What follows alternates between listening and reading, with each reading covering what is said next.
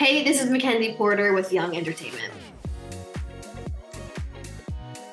I wanted to know when you decided that you wanted to pursue music. Did you always know that you were going to be like a musician or a singer? I started playing music when I was 4 years old. So I was doing it since before I can really remember. And so it's such a big part of my life. But professionally, I don't know when that like kind of clicked. Like I was in a band, we would play all the time. I think like truly professionally, probably like 16 or 17, maybe, where I started like, well, probably actually maybe even 18, where I started like writing songs and like trying to get like a publishing deal. And I didn't even know before that what a publishing deal was or what a record deal was or how to go about that. So yeah, it kind of was like in my blood since day one, but I really pursued it at that age. Yeah, absolutely. You said you started writing songs at like what, 17 or 18? What was like the first song you ever wrote? Do you like remember back that far? I mean, I have so many horrendous songs. Like I wrote one. There is like one my whole family makes fun of me because I mean I have a folder of them. They're so bad. There's one called like Lovesick Child. I don't even know what it was. It's so bad. I hope it never sees the light of day. That's so funny. That's so funny. I love it. I bet it's way better than you think it is too, because It's not, I promise. that's so funny. That's so funny. Love that. Great insight. But we're so excited about the album release on April 26th. We're looking forward to it. I know this is probably like asking a mom to pick a favorite child, but do you have a favorite song off the album? Man, it just like depends on the day. Like if I'm like, oh, we have a guest. Yes, so welcomed. She's downstairs. I left her downstairs. You can come up here.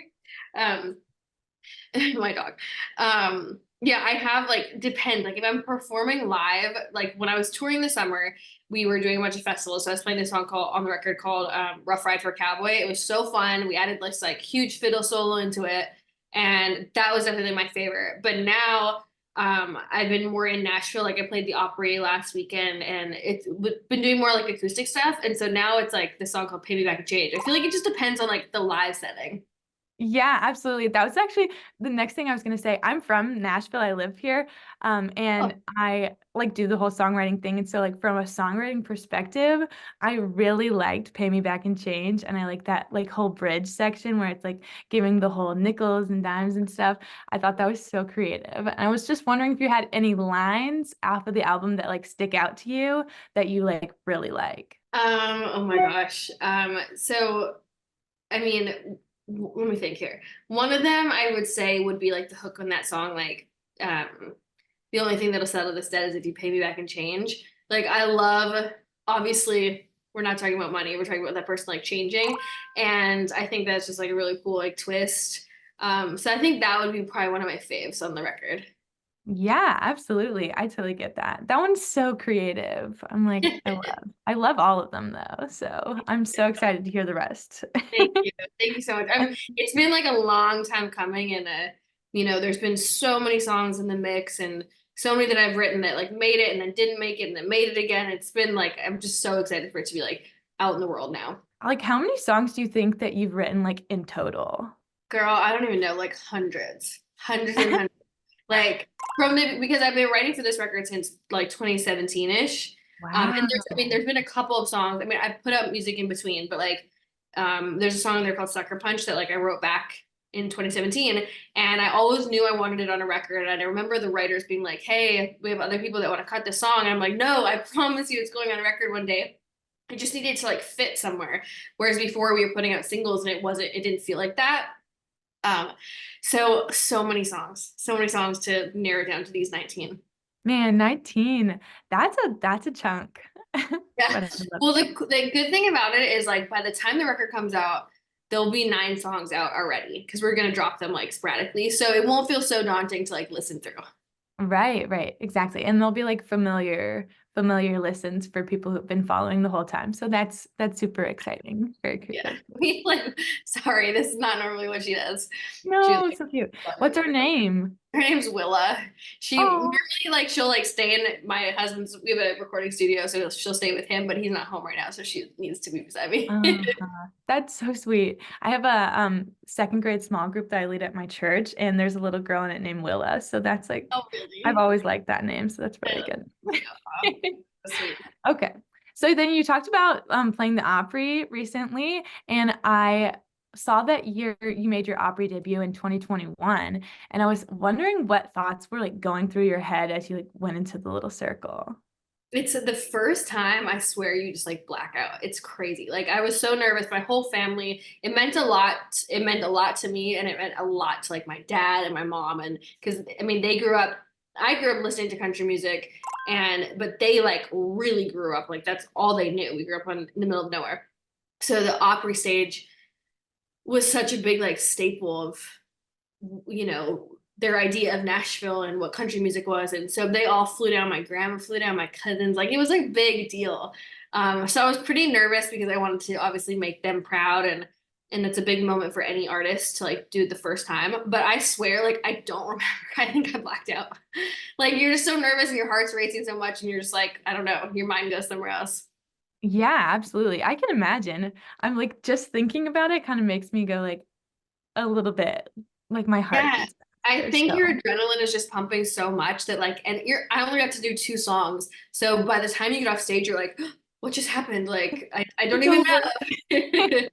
That's It so was funny. very Wait, so how many times have you played the Opry now? So last week was my fourth. Okay, that's so fun. So then do you remember the other times a little bit, like kind of more than if you didn't probably black out as Yeah. much? Yes. The second time for sure was super special. And then the third time I was actually like newly pregnant, like 2 months pregnant. So I was very sick backstage. But nobody knew. So I had to like hide it. And then this last time I'm 8 months pregnant now. And it was so special, like getting to again, my family flew in for it. But to get to play and like know that I have this like little daughter who can hear it in my tummy like while I'm playing. It was just very cool. Oh, that's so sweet. Oh my goodness. I'm like kind of emotional about that. Yeah. It is I, emotional because it's just like such a special thing to like just be able to do and then to like add that on top of it's pretty cool. yeah, absolutely. That's so beautiful. I love it. Okay, I also saw that you grew up on a bison and cattle farm in Canada. That's Yeah. super cool. I'm from Texas and I kind of like live on a cattle ranch, so I come right there with you. And Cool. I was just wondering like what that was like for you and if that like kind of gave you any memories that like manifested themselves in your music. Yeah, I mean, well, first of all, I feel like farmers' daughters are like the coolest. So Exactly. that's Amen. it. Um, no, I mean, it's formed not only like my music, but my personality, like my I think like my like groundedness from where I came from. Um, because like I grew up with like nothing flashy, nothing like high end. Like I grew up the first like 3 or 4 years of my life we lived in a trailer. Like it was not fancy. And I think that like small town, simple life kind of influenced everything and the influence like why I love country music because that's what we listened to and that's all that was played out like way out in the country. So yeah, it's like probably my biggest influence in everything in my life. Yeah, absolutely. I totally get that. That's so cool. Like going off of that, did you have any non-musical hobbies growing up, like that you would like to do? I mean, I figure skated, I did some gymnastics, I danced, obviously like tons of music, played soccer up until college, like into college. So like lots of activities like extracurricular. Hmm. And then I feel like when I was like 17, 18, I'm not endorsing this by any means, but like in Canada, you can drink at 18 or in where I was from. So definitely like that point, like hanging out with my friends and like maybe partying a Yeah. little bit. I got it out of my system early. That's so funny. Oh, I love that. You're so cool. I didn't know that you could figure skate. That's crazy. I mean now like I can get by, but I used to be decent. That's crazy. That's crazy. Did you ever like want to do like Olympic type of thing? Because that's the only place I really ever see figure skating. And Ice Castles, that movie from the 70s. I love that movie. Yeah. I mean, I was not that good. I Okay, probably fair stopped enough. when I was, I don't know, maybe like 14 or something like that. But I did love it. I loved like getting dressed up and like wearing little outfits. And I feel like my mom would always like, make it special where she would do my makeup and my hair. So it was like me getting ready, and I loved that part of it. Oh, that's so sweet. Man, I love that. Those are some really good non-musical hobbies because I'm like, but Yeah. that's perfect. A couple of months ago, I got to talk to Elijah Woods about y'all's like collaboration on the song Last Girl, and I was wondering what that experience was like for you because he was so nice and said it was such a fun time working with you. Yeah, he's such a sweetheart. Like we honestly, we've only ever met, this is crazy, like in person, like maybe like 3 times. But he asked me to jump on the song with him, and it was kind of like right between like a single release and my record. So I didn't have a song come out. I was like, that'd be perfect, and I loved his stuff. Like another Canadian artist, it's always like cool for me to collab with them. And I ended up flying up to Toronto. We shot content. We played. It was like during my headlining show and his headlining show. So we played my headlining show. We raced over to his set. I played his headlining show. It was very cool, and he's just become a good friend. That's crazy. I love that. It's nice to get to see like both sides of that too. So, Yeah, yeah, he's really talented. I mean, I think he's gonna. He already is very successful. I think he's gonna get even more. who are some of your biggest musical influences? Well, so my first concert ever was the Dixie Chicks or the Chicks. And but I remember like come here, you're so annoying. One second, let me just get her up. Just give Okay, me no problem. come here. We can edit this part out. So um cute. she's normally much cuter. She got a haircut, so she's a little shaved rat right now, but she's normally very cute. Um But yeah, so my musical influences, so I grew up playing the violin, like I said, and it was classical music. And I remember feeling like it was not cool. Like I remember having to take it to school, and I was a little bit embarrassed to play because all the cool girls were like in sports and dance and all these things, and I was playing violin. And the first time I saw the Chicks perform, they had a fiddle, like obviously one of them plays the fiddle. And I remember being like that, she makes it cool. Like she looks beautiful, she's talented, and she's playing what I play, and it's cool. So that was like a huge musical influence for me my whole life. Growing up, I love everything they do. Still to this day. And then obviously I grew up in Canada, so Shania was a big influence. Mhm. And then now like obsessed with Kacey Musgraves, Julia Michaels. There's so many different, artists that I kind of draw from and am inspired by. I totally get the Dixie Chicks thing. I am learning fiddle right now, so that's like Oh, girl. It's a hard instrument, so good on you for it's sticking so with hard. I do mandolin and stuff, but that's like a totally it. different ball game because it's like up here But instead. it's same strings, same like notes. Exactly. The notes are the same. So it's a small learning curve, but it's so fun. But the Dixie Chicks are also kind of like super near and dear to my heart. So I love that. I mean, if you, I'm probably a little older than you, but growing up in the 90s and like early 2000s, I feel like they were huge and just like a badass women to me. Right? Exactly, exactly. They were crazy cool. And I love the bluegrassy stuff too. So they were so versatile. Okay. Do you have any like a get ready with me routine before you go on stage? I definitely, so I have a full warm up that I do. I have a vocal coach in Nashville that we've like recorded a bunch of our like warm up. So I'll definitely warm up like that. Obviously like the full glam. I love getting dressed up in full glam and costume and stuff like that. And then me and my band have a chant. Before I got pregnant, maybe we would have a drink. And but mostly just like me trying to like stay calm and like chill before the show so I can like really have the energy to put on a great show and not get too nervous or whatever. Yeah, absolutely. Do you like still get nervous when you Oh, play? all the time. I mean, it's not to a point where it's debilitating. I feel like it used to be debilitating a little bit for me, where I would like my heart would race, my voice would get shaky. It's not like that anymore. But when I go on stage with my heart like pounding, yes, every time. Yeah. I feel like in some ways it's kind of like that's the fun of it. So, Totally. And I think like the reason why it is because I love it so much and I want to put on a good show and I care. Like the day that I don't care anymore or stop getting nervous, I'm probably like, probably should wrap it up, you know? yeah. Well, that totally makes sense, but for now hold on to it because I'm sure that it's so like it's kind of probably addicting a little bit. Oh my gosh, the adrenaline rush is like no other. I believe it. I believe it. So then do you have like what's your best memory from playing live? So many memories. Okay. I mean, a really special performance I think was Dustin Lynch and I played Nissan Stadium. That was a really cool one. Like Mhm. probably the biggest crowd I've ever played. I think there was like 70,000 there that night. So that was very, very cool.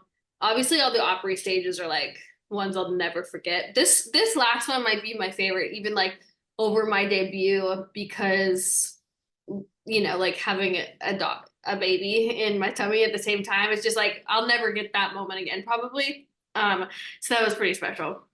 Yeah, absolutely.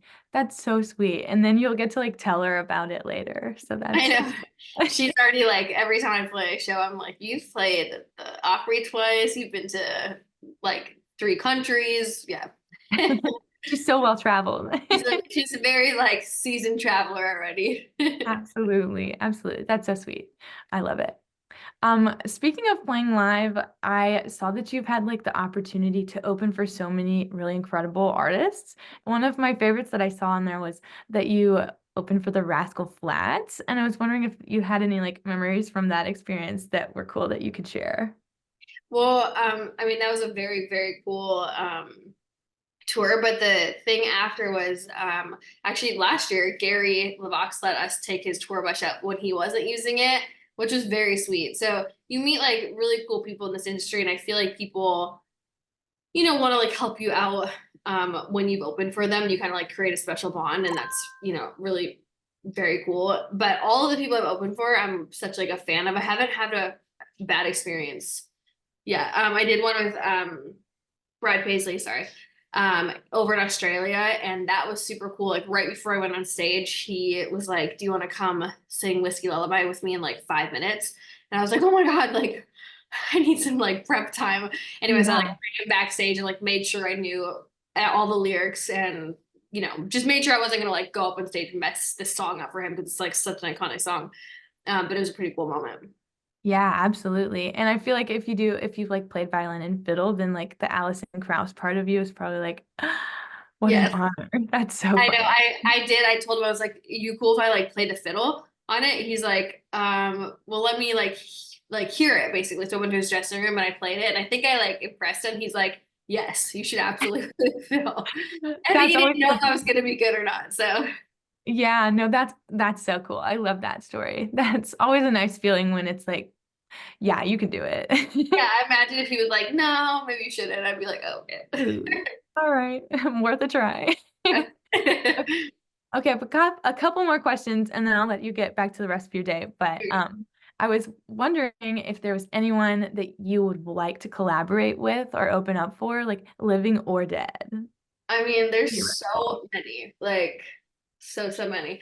I feel like I would love to go out with Thomas Rhett. I feel like his fans would maybe be my fans too. Like musically. I mean, Chris Stapleton is like, I melt when I hear his voice. Like it's just so good. And then there's so many women. Like this would never probably work, but Kacey Musgraves would be like super sick, or I don't know. There's so many. I'm trying to think of like the people who've passed away. Um, I mean, obviously not Dolly. Dolly would be amazing. Maybe that opportunity will still come. But Right? That would be yeah, crazy. That'd be awesome. yeah. So there's so many. Yeah, absolutely. Those are really good answers. I love all of them. Okay, what's your favorite song right now, like outside of your own music? Okay, I think one of my favorites in the last little while was Jordan Davis. Jordan Davis's Next Thing You Know. For some reason, like the first time I heard that song, I don't know if it's just because like the phase I'm in life, but I heard it and there's not a lot of times I'll like cry from like a song. Like I'll get like emotional, I'll be like, oh, that's a great song. But to be like removed as like a songwriter and as an artist and just be a fan doesn't happen like that often. And so that song just does it for me. Yeah, absolutely. I like that's always such a telling quality of a song when it can make you like that emotional. So that's Yeah, such and just be like invested as a fan.